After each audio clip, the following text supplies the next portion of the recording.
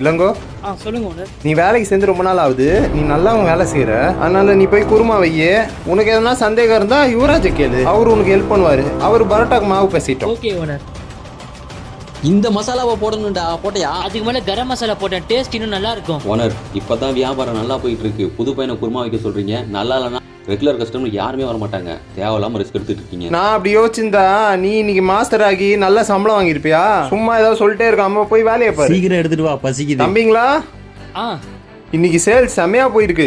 வந்த கஸ்டமர்லாம் குருமா தான் செம்மையா இருக்குன்னு ஒரே பாராட்டு. அதனாலதான் பரோட்டாவே சேல்ஸ் ஆச்சு தெரியுமா? இந்த பாராட்டெல்லாம் யுவராஜ் அண்ணாக்கு தான் போகணும். ஏன்னா சமைக்கும் போது பக்கத்துல இருந்து கத்துக்கிட்டேன். அதனாலதான் இவ்வளவு நல்லா குருமாவும் வைக்கிறேன். பாத்தியா, உன்னை பத்தி அவன் எதுவுமே தப்பா சொல்லல. ஆனா நீ அவனை பத்தி என்கிட்ட எவ்வளவு தப்பு தப்பா சொல்லியிருக்க. புதுசா ஒருத்தன் வேலைக்கு சேர்ந்தாலே அவன் கூட போட்டி போட்டு அவன் எங்கேயா பெரிய ஆளாயிட்ட போறான்னு சொல்லி நீ ஈகோலயே இருந்திருக்க. நேர்மையா உண்மையா வேலை செஞ்சா அதுக்கான பாராட்டு உன்னை தேடியே வரும். இனிமேட்டாவது மற்றவங்களை பார்த்து ஈகோ படாம ஒழுங்கா உன் வேலையை செய், சரியா?